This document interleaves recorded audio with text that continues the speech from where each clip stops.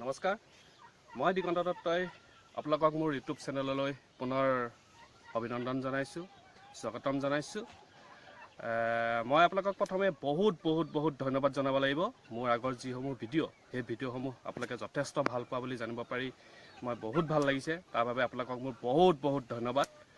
আৰু আজি মই পুনৰ আপোনালোকৰ লগত এনেকুৱা এটা ভিডিঅ' শ্বেয়াৰ কৰিব বিচাৰিছোঁ, যিটোৰ দ্বাৰাই আপোনালোকে কেনেদৰে উপাৰ্জন কৰিব পাৰে, ঘৰতে বহি কেনেদৰে উপাৰ্জন কৰিব পাৰে, বিশেষকৈ ঘৰতে থকা মহিলাসকলে, আনএমপ্লয়ড ইউথসকলে কেনেকৈ উপাৰ্জন কৰিব পাৰি তাৰ ওপৰত মই এটা ভিডিঅ' আপোনালোকৰ লগত শ্বেয়াৰ কৰিব বিচাৰিছোঁ। ইয়াত আপোনালোকে ভালকৈ জানিবৰ বাবে শেষলৈকে মোৰ ভিডিঅ'টো চাওক আৰু আপোনালোকে জানক যে কেনেদৰে আমি এটা লাইফ ষ্টক কৰি বা এখন ফাৰ্মিং কৰি সুন্দৰভাৱে আমি জীৱিকাৰ পথ মুকলি কৰি ল'ব পাৰোঁ। আৰু এই ফাৰ্মখনৰ গৰাকী তথা বৰ্তমান সঁচা অৰ্থত ক'বলৈ গ'লে যুৱ প্ৰজন্মৰ বাবে অনুপ্ৰেৰণা বুলি ক'ব লাগিব। যথেষ্ট বৰ্তমান সময়ত মই আপোনালোকক কৈছোঁৱে, যি চৰকাৰী চাকৰি বিচাৰি হাবাথুৰি খাই পৰে, তেখেতসকলে কেনেদৰে মানে ব্যৱসায়িক মনোবৃত্তিৰে নিজৰ জীৱিকাৰ পথ মুকলি কৰি ল'ব পাৰে সাধাৰণভাৱে। তাৰ বাবে মই আপোনালোকক দেখাব বিচাৰিছোঁ যে বৰ্তমান যুৱ প্ৰজন্মৰ অনুপ্ৰেৰণা নৱনীতা দাস, তেখেতেই এই ফাৰ্মখনৰ গৰাকী। সঁচা অৰ্থত ক'বলৈ গ'লে তেখেত অনুপ্ৰেৰণা আমাৰ বাবে উৎসাহ যোগাব পৰা যথেষ্ট তেখেতৰ ওচৰত আছে। মই তেখেতৰ লগত কথা বাৰ্তা হ'ব বিচাৰিছোঁ। প্ৰথমে মই তেখেতে যিবোৰ ফাৰ্মিং কৰিছে এই বিষয়ে তেখেতে অলপ ক'ব। তাৰ আগতে মই তেখেতৰ পৰা জানিব বিচাৰিছোঁ তেখেতৰ মনলৈ কেনেদৰে এই ভাৱটো আহিলে যে মই এনেদৰে ফাৰ্মিং কৰি পেলাই মই জীৱিকাৰ পথ মুকলি কৰিব কেনেদৰে আহিলে, এই কথাখিনি মই তেখেতৰ পৰা অকণমান জাষ্ট আপোনালোকক জনাব বিচাৰিছোঁ। নমস্কাৰ, সকলোৱে মোক চিনি পায়েই চাগে, অলপ মানে চিনি পোৱা হৈছেগৈ। মই প্ৰথমতে মানে খেতিৰ লগতহে জড়িত হৈছিলোঁ, কিন্তু মই প্ৰথমতে আছিলোঁ এগৰাকী নাৰ্ছ। তাৰপিছত মোৰ ভিনদেউৱে কৰি থকা খেতি ফাৰ্মখন চাই মোৰ ভাল লগাৰ কাৰণে মই এই ফাৰ্মিঙত আহিলোঁ। তাৰপিছত অহাৰ পিছত এইখিনিতো মোৰ আছিলেই, তেতিয়াও মই কৰিছিলোঁ। তেতিয়া ধৰক এই টাৰ্কি আছিল, হাঁহ মুৰ্গী এনেকুৱা ধৰণৰ আছিলে, গৰু ছাগলী। তাৰপিছত দেখা পাইছিলোঁ যে টাৰ্কি মানে চৰাইটো দেখিবলৈ বহুত ধুনীয়া, আৰু সেইটো কাৰণে মই টাৰ্কি প্ৰথমতে পোৱালি বেলেগৰ পৰা আনিছিলোঁ, আৰু আনি পেলাই এতিয়া এইখিনি এতিয়া ডিম পাৰি আছে, আৰু এতিয়া এই ডিমখিনিৰ পৰাই মই এতিয়া পোৱালি মানে উৎপাদন কৰিছোঁ, কৰি পেলাই এতিয়া মানে বিক্ৰী কৰি আছোঁ। লগতে টাৰ্কি ডিমো বিক্ৰী কৰিছোঁ। কিছুমানে ডিম নিছে ধৰক লোকেল মুৰ্গীৰ লগত উলিয়াইছে, আৰু ময়ো তেনেকৈ লোকেল মুৰ্গীৰ লগতো উলিয়াইছোঁ, আৰু ইনকুবেটৰ আছে, ইনকুবেটৰতো উলিয়াইছোঁ। আপোনাৰ বৰ্তমান এই ফাৰ্মখনত কি আছে, কি আপুনি ইয়াত ৰাখিছে? ইয়াতে এতিয়া টাৰ্কিৰ উপৰিও আছে আমাৰ ব্লেক চিকেন আছে, যিটো কৰকনাথ বুলি কয়, কৰকনাথ আছে, চিল্কি চিকেন আছে, গিনি ফল আছে, আৰু মচকলি বুলি যিটো পাৰ, আপোনালোকে পাইছেই চাগে। এযোৰ পাৰৰ দাম 5,000 টকা, কিন্তু আমি 3,000কৈহে বিক্ৰী কৰোঁ। এতিয়া পাৰ আছে, তাৰপিছত লোকেল মুৰ্গীটো আমাৰ আছে, আৰু বনৰজা আছে। এনেকুৱাখিনি আমি বৰ্তমান ৰাখিছোঁ। আমি এয়া আমি ওচৰত জুই আছোঁ, এয়া একচুৱেলি কি, আপুনি ক'ব পাৰিব? এইটো হ'ল টাৰ্কি বুলি কয়, আৰু ইয়াৰ মাংসটো হ'ল 1 কেজিৰ দাম হ'ল 800 টকা। ইয়াৰ মাংসটো টেষ্টি, গতিকে আমাৰ ইয়াত ধৰক টাৰ্কিটো যথেষ্ট ডাঙৰ। এটা পৰিয়ালে খাবলৈ আজিকালিতো আমাৰ সৰু পৰিয়াল, গতিকে এটা পৰিয়ালৰ কাৰণে অকণমান দিগদাৰ হয়, কাৰণ যথেষ্ট ডাঙৰ। গতিকে যিবিলাক আমাৰ ধৰক পাৰ্টি হয়, পাৰ্টিবিলাকৰ কাৰণে এই বস্তুটো মানে এটা কিনিলেই হৈ যায়। ধৰক এতিয়া মুৰ্গী এটা কিনিবলৈ হ'লে এটা পাৰ্টি ধৰক নহয় 3-4টা হেৰি কৰিব লাগে, কিন্তু এই টাৰ্কিটো এটা টাৰ্কি হ'লে মানে এটা পাৰ্টি হৈ যায়। আৰু এই একচুৱেলি ঘৰত পুহো বুলি ক'লে পুহিব পৰা সুবিধা আছে নে নাই? পুহিব পাৰে, এইটো ইমান অসুবিধা নাই। প্ৰথম অৱস্থাত, সৰু অৱস্থাত তাহাঁতক অলপ মানে কেয়াৰ ল'ব লাগে। ধৰক ইহঁতি ঠাণ্ডাটো বেছিকৈ সহ্য কৰিব নোৱাৰে সৰু অৱস্থাত, সেইকাৰণে সিহঁতক এটা লাইট দি পেলাই অকণমান গৰম কৰি ৰাখিব লাগে। ইয়াৰ পিছত ডাঙৰ হোৱাৰ পিছত আৰু দিগদাৰ নাই, চব খায় সিহঁতি। ঘাঁহ বন বেছিকৈ ঘাঁহটো খুব ভাল পায়। ঘাঁহ এনেকৈ শাক পাচলি বাকলি মানে ফল মূল সিহঁতি চবেই খায়। আৰু ধান চাউল মানে যি ধৰক আমাৰ ধৰক ভাতো খায়, যিবিলাক আমাৰ পেলনীয়া ধৰক ভাত সেইবিলাকো খায়। আৰু যেনেকৈ আমাৰ লোকেল মুৰ্গীবিলাকে যি খায় তেনেকুৱা আৰু। সম্পূৰ্ণ মিশ্ৰিত হ'বৰ কাৰণে, পোৱালিৰ পৰা সম্পূৰ্ণ মিশ্ৰিত হ'বৰ বাবে কিমান সময়ৰ প্ৰয়োজন হয়? মানে ধৰক ইয়াৰ মানে বয়সটো, মানে ধৰক আমি যদি ধৰক ব্যৱসায়িক ভিত্তিত যদি চিন্তা কৰা হয়, যদি এখন বজাৰৰ কথা চিন্তা কৰা, বিক্ৰী কৰিবৰ বাবে কিমান সময় তেওঁলোকে ঘৰত পোহপাল কৰিব লাগিব? যেনেকৈ আমাৰ ছমাহত ধৰক আমাৰ লোকেল মুৰ্গীবিলাকে ডিম পৰা আৰম্ভ কৰে, আৰু টাৰ্কিৰ ক্ষেত্ৰতো তেনেকুৱাই, তেওঁলোকে ছমাহত মানে ডিম পৰা আৰম্ভ কৰে। আৰু ছমাহত মানে আমি ধৰক ৩-৪ মাহৰ পৰাই বিক্ৰী কৰিব পাৰোঁ, কিন্তু বেছি ধৰক ৱেইটটো পাবৰ কাৰণে আমি ছমাহমান ৰাখিব লাগিব। ছমাহমান ৰখা হয়। আৰু আপোনাৰ ওচৰত আৰু কি কি আছে আমি এবাৰ চাব বিচাৰিছোঁ। আছে হ'ল ব্লেক চিকেন, এইখিনি হ'ল ব্লেক চিকেন। এইখিনি মানে ডিম পাৰি আছে এতিয়া। গোটেই মানে ব্লেক চিকেন প্ৰায় মানে 200-300 মানেই ব্লেক চিকেন আছে।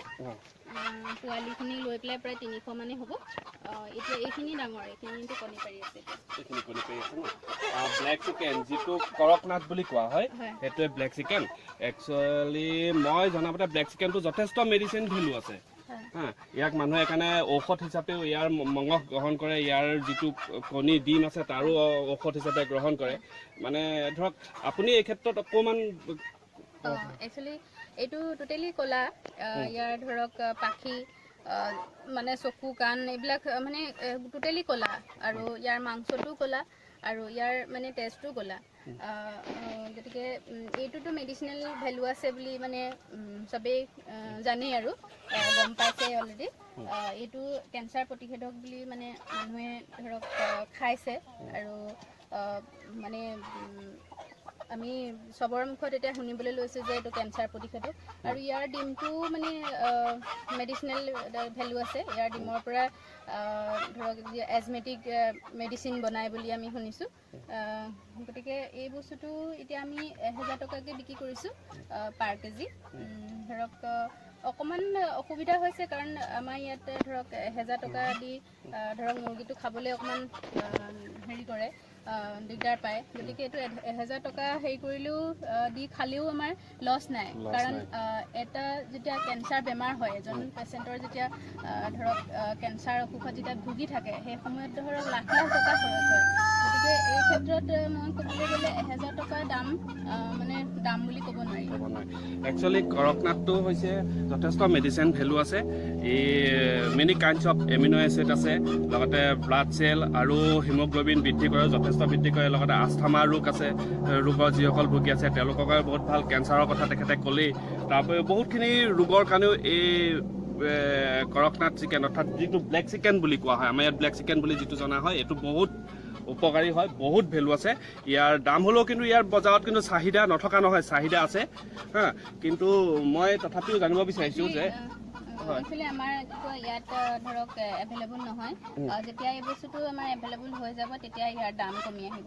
এতিয়া ইয়াত ধৰক যোৰহাটত বহুত কমেই, কম কাৰণে ইয়াৰ মানে ভেলুটো বেছি হৈ আছে। যেতিয়া বেছি হৈ যাব, ইয়াৰ ভেলু কম হ'ব। ভেলু যথেষ্ট, তেতিয়া এতিয়া দামটো যেতিয়া যথেষ্ট কমি আহিব, যদি ইয়াৰ যদি এভেইলেবল হৈ যায়, ইয়াৰ বজাৰত যদি ইয়াৰ যদি এভেইলেবল, কিন্তু চাহিদা আচলতে বহুত বেছি আছে, সেইকাৰণে ইয়াৰ দামটো বৃদ্ধি হৈ আছে। কিন্তু সকলোৱে যদি ইয়াত যদি কৰি অলপমান যদি কৰিব পাৰে, নিজৰ জীৱিকা পথো মুকলি কৰিব পাৰে ইয়াৰ জৰিয়তে, আৰু নিজৰ স্বাস্থ্যও হেৰি কৰিব পাৰিব, ধৰক ভালে ৰাখিব পাৰিব। এই বস্তুটো যদি খায়, নিজে পুহি পেলাই খাবলৈ ইমান দিগদাৰ নাই, কষ্ট নাই।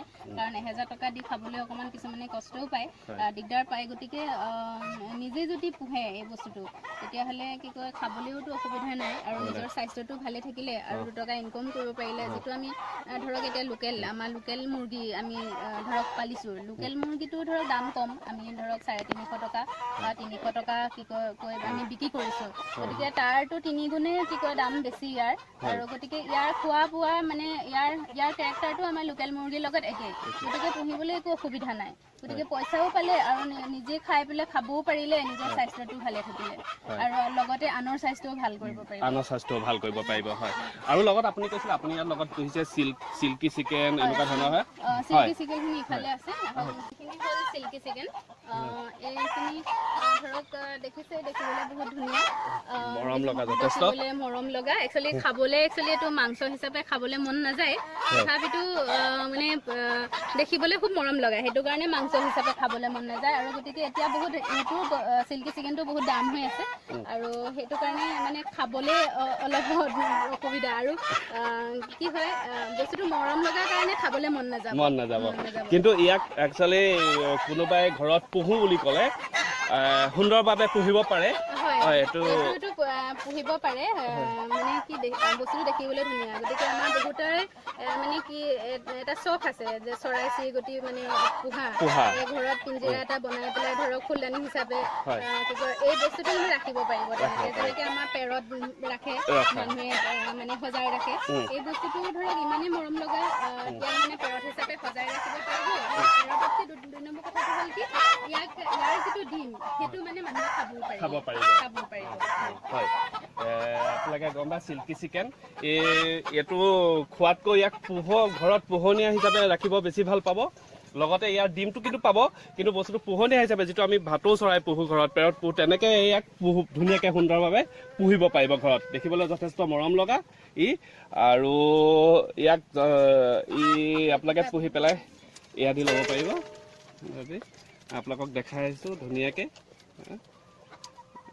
সুন্দৰভাৱে ইয়াক ঘৰত সুন্দৰভাৱে পুহিব পৰা হয় আৰু ইয়াকে চিল্কি চিকেন বুলি কোৱা হয় যিসকলে ধৰক এতিয়া কুকুৰৰ দাম কিমান বহুত হৈছে কাৰণ কুকুৰ মানুহে খুব ভাল পায় পোহে সেইকাৰণে কুকুৰৰ দামটো বহুত বেছি এতিয়া এটা কুকুৰ আনিবলৈ গ'লে আপুনি মানে 20-25 হাজাৰ টকা লাগিব গতিকে এই বস্তুটো তেনেকে পুহিব পাৰে আমি কুকুৰৰ পৰাটো একো লাভ নাপাওঁ বা ভাটৌ এটা পুহিলে আমি একো লাভ নহয় কিন্তু এই বস্তুৰ পৰা লাভ আছে কি ইয়াৰ ডিমটো খাব পাৰিব আৰু কোনোবাই যদি ইচ্ছা কৰে মাংসটো খাব পাৰে কিন্তু মোৰ কথাটো হ'ল কি যে দেখিবলৈ মৰম লগা কাৰণে বস্তু খাব পৰা নাই যদি খাব পাৰে ইয়াৰ খাবও পাৰিব আৰু ইয়াৰ মানে উৎপাদনো কৰিব পাৰিব ইয়াৰ পৰা বিক্ৰীও কৰিব পাৰিব লগতে আৰু এই পাৰকেইটাৰ কথাই আপুনি কৈছিলে এইকেইটা পাৰ হৈছে মচকলি বুলি কয় এইটো দাম কি কয় মই ইউটিউবত দেখিছিলোঁ এটা চেনেলত 5,000 টকা বুলি কৈছে কিন্তু আমি 5,000 টকা নহয় আমি 3,000 টকাকৈ এইটো বিক্ৰী কৰোঁ